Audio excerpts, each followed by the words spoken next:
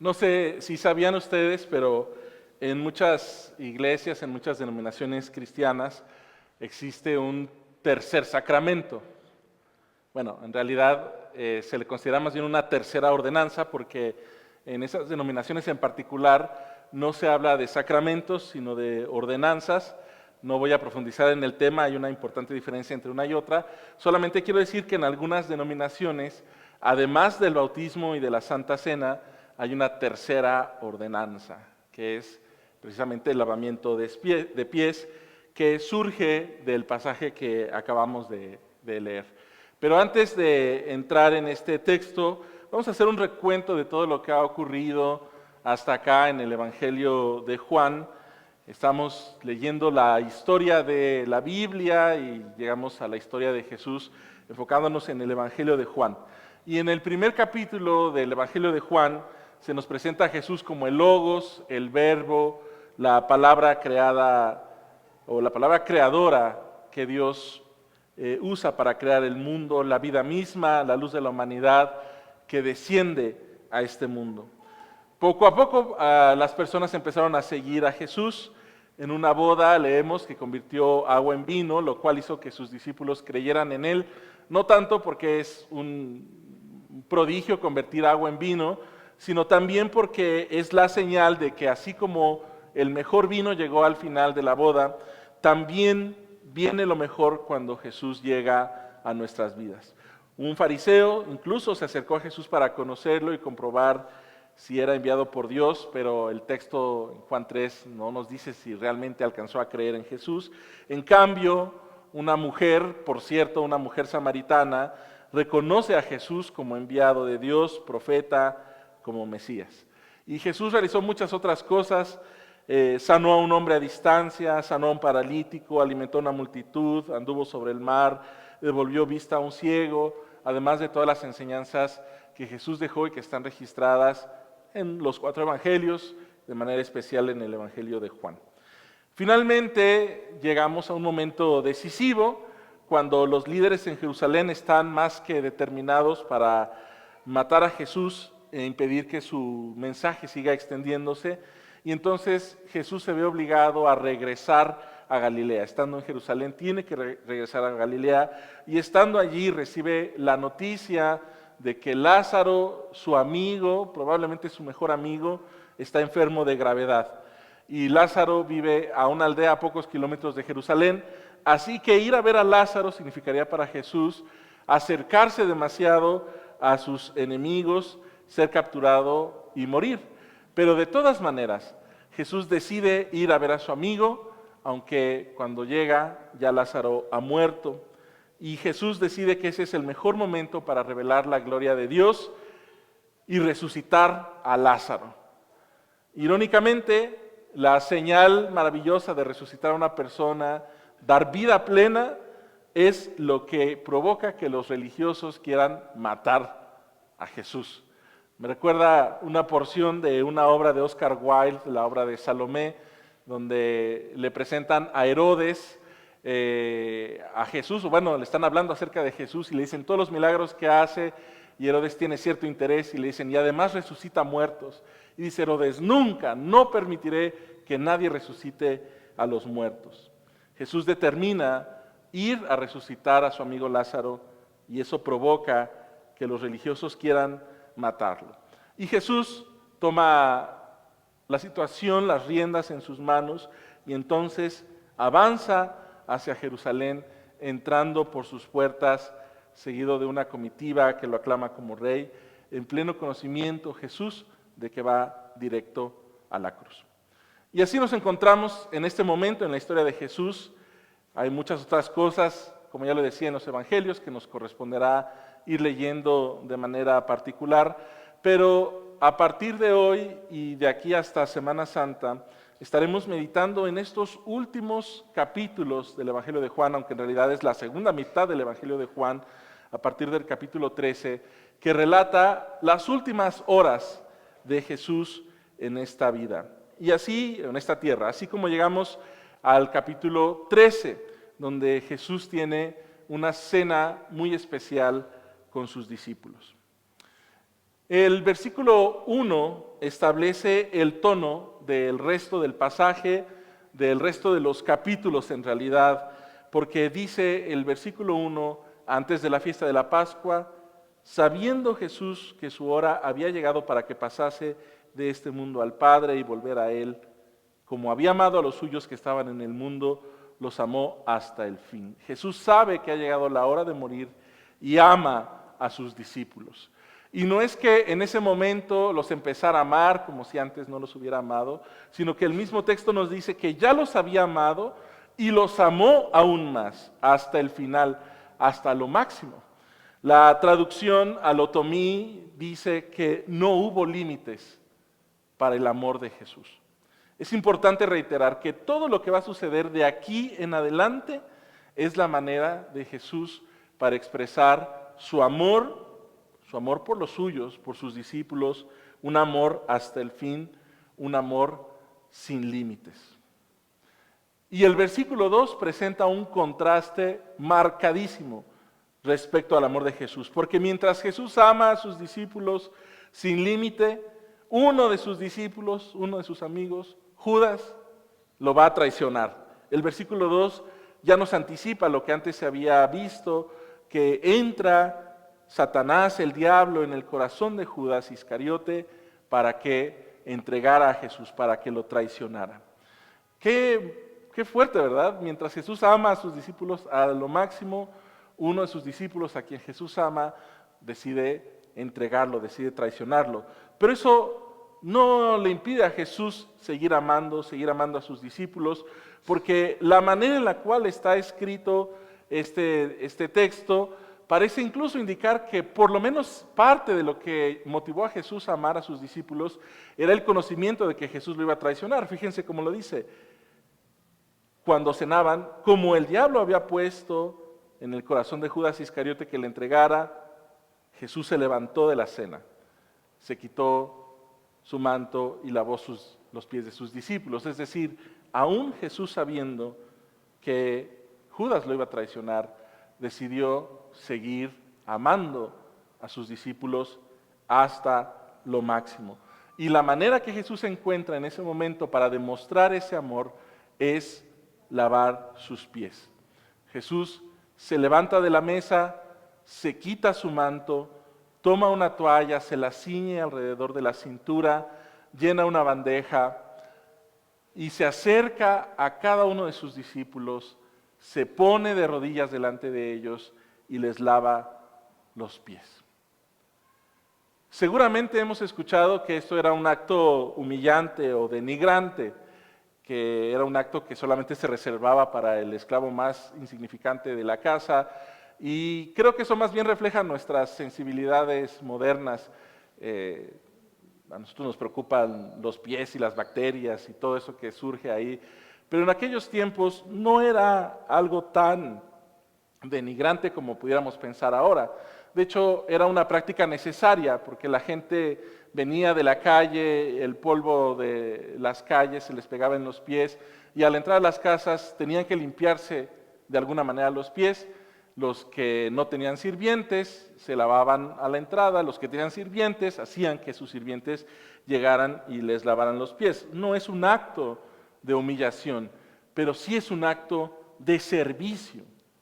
Es un acto de servicio y conste que Jesús no lo hace al inicio de la cena, sino cuando están cenando, como un acto consciente, un acto determinado, un acto, como ya decía, en el cual Jesús decide mostrar su amor. Y fíjense otra vez un contraste muy impresionante, porque el versículo 2 nos dice que Jesús sabía que el Padre le había dado todas las cosas a Él, todas las cosas, todo el mundo, todo el universo, sus riquezas y sus glorias estaban en las manos de Jesús.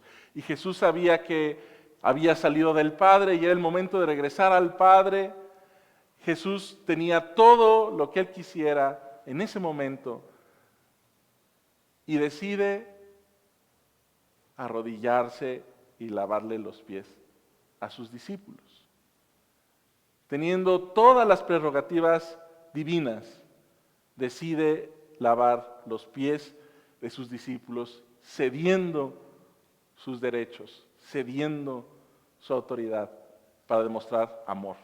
Y aquí tenemos que imaginarnos lo que el apóstol Pablo dice en Filipenses capítulo 2, que Jesús se despojó a sí mismo y se hizo siervo.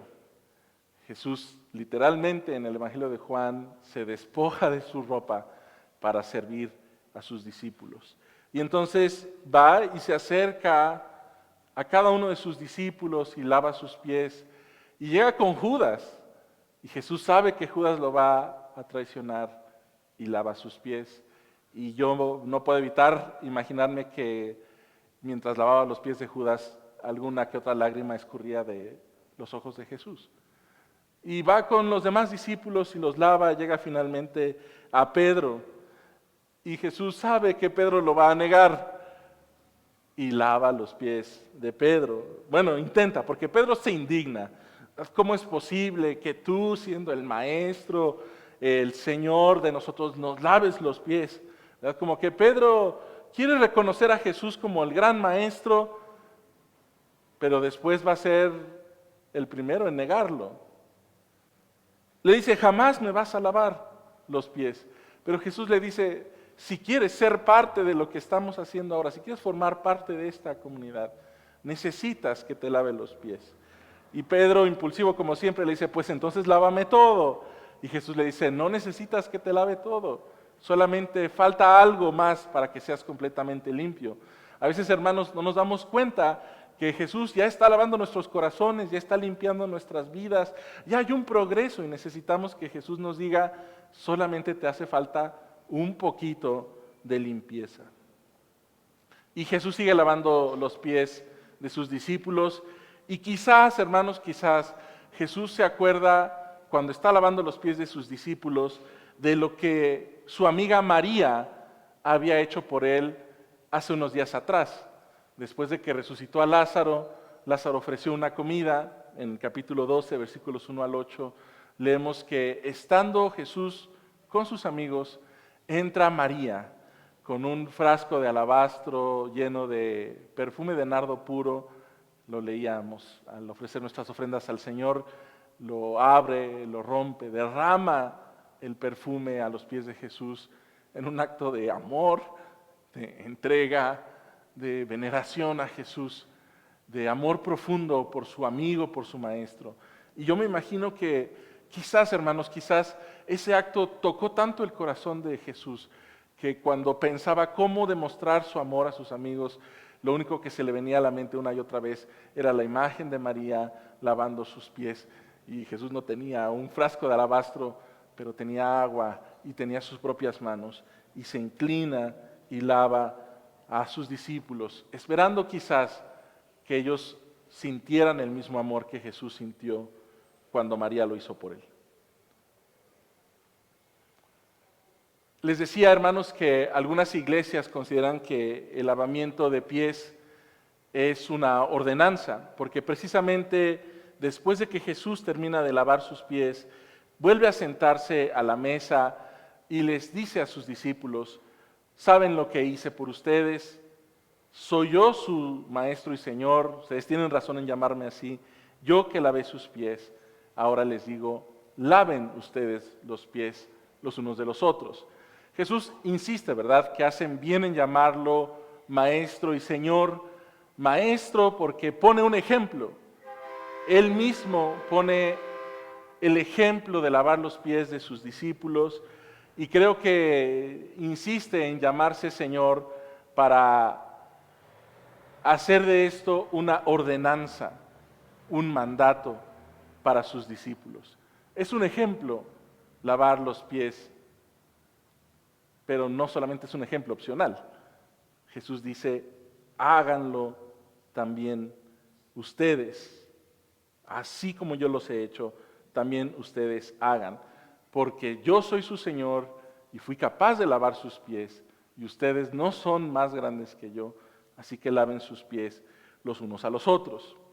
Y muchas iglesias dicen, bueno, esto es una ordenanza, es un sacramento, una ordenanza, porque para empezar es una orden directa de Jesús, laven sus pies. En segundo lugar, cuando se hablan de las ordenanzas o de los sacramentos, hay una señal material, el agua, por ejemplo, cuando nos bautizamos, Jesús ordena que seamos bautizados, una señal material es el agua, que transmite la gracia de Dios. Cuando participamos de la cena del Señor, Jesús dijo que siempre que participemos de la cena recordemos a Jesús, una ordenanza. Hay un símbolo material que es el pan y la copa, y hay una participación de la gracia de Dios. Y Jesús efectivamente les ordena a sus discípulos que laven sus pies, hay una señal material que es otra vez el agua, y hay una comunicación del amor de Jesús por sus discípulos. Así que muchas iglesias dicen, aquí hay una ordenanza que tenemos que seguir. Y muchas de esas iglesias, por lo menos una vez al año, los líderes de esas iglesias se acercan a los congregantes y lavan sus pies. Algunas iglesias lo hacen, por ejemplo, el Jueves Santo, que le llamamos, donde precisamente recordamos también esta escena. Pero, hermanos, creo que el punto no es tanto que lavemos nuestros pies los unos a los otros. Es una señal. Rory Noland, un pastor de una iglesia, un pastor de alabanza de una iglesia, dice que a veces el lavar los pies a alguien puede convertirse en un acto de yo sentirme superior. ¿Verdad? Miren qué grandemente humilde soy. A veces necesitamos cambiar la bandeja más bien por una escoba. Y a veces necesitamos cambiar la escoba por una palabra de reconciliación o de perdón. O cambiar la palabra de reconciliación y de perdón por compartir comida, por abrir la casa, por prestar un oído atento, por ser un paño de lágrimas, por reconciliar a dos personas. ¿Qué significa lavar los pies? Porque conste que Jesús le dice a los discípulos, ustedes lávense los pies entre ustedes. Es decir, si quisiéramos lavar los pies de Jesús si estuviera aquí con nosotros, pero lavar los pies de mi prójimo, servir a mi prójimo, no lo sé. Pero Jesús dice, sírvanse unos a otros. ¿Y qué significa servirnos unos a otros? ¿Qué significa servir a Pedro? ¿Qué significa lavarle los pies a Pedro? Ese que un día está, al día siguiente no está. O peor aún, ¿qué significa, amados hermanos, hermanas, lavarle los pies, servir a Judas?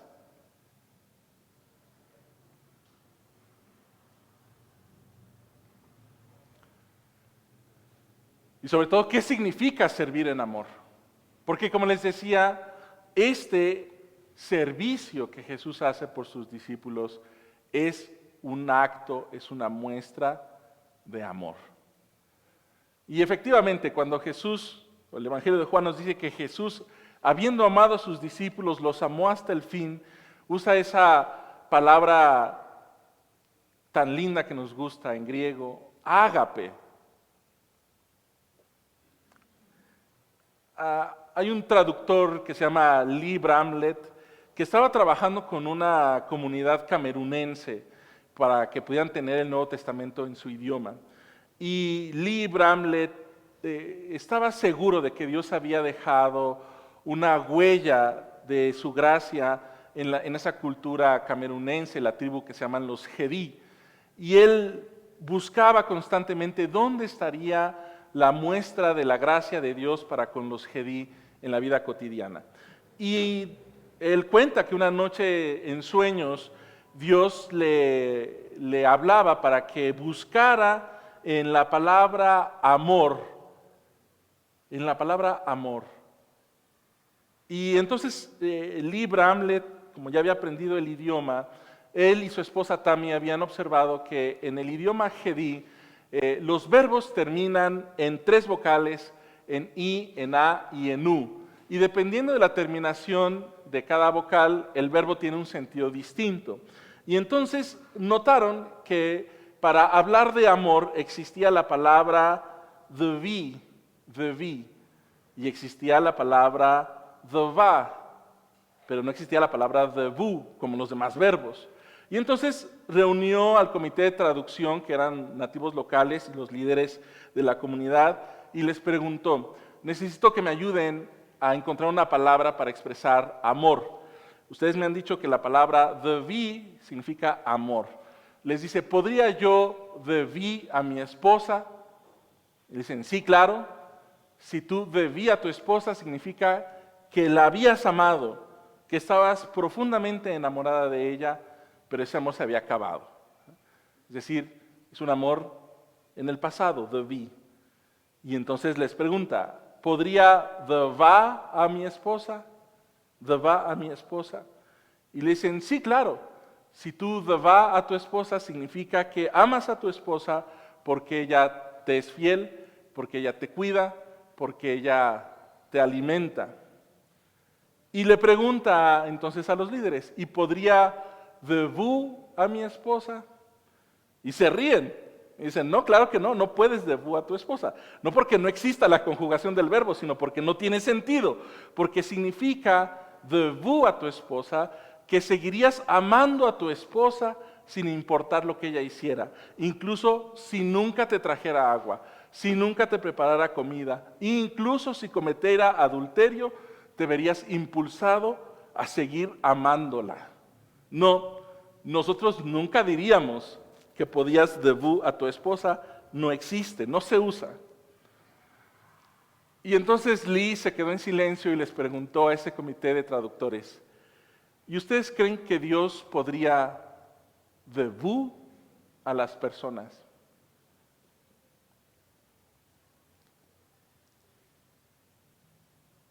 Y las lágrimas empezaron a correr en los rostros curtidos de esos ancianos.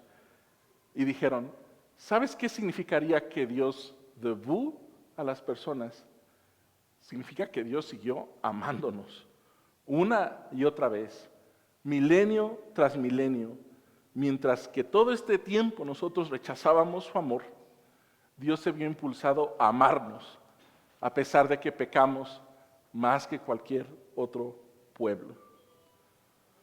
Una simple vocal, ¿verdad? Cambiar debí, deba, por debú, les abrió a la tribu Gedí una nueva manera de pensar acerca de Dios y acerca del amor profundo de Dios.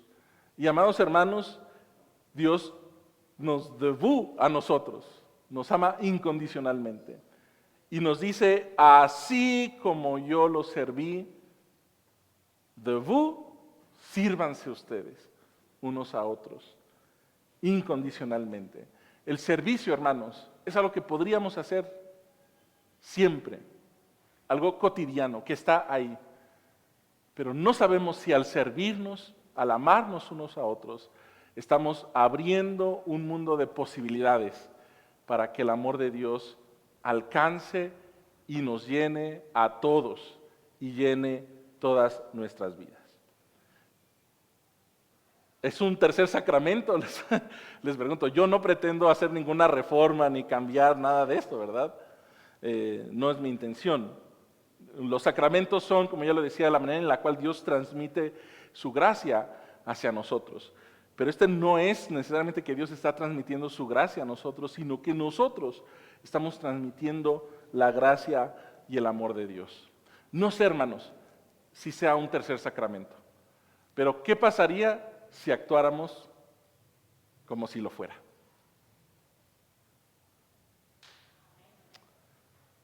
Amén.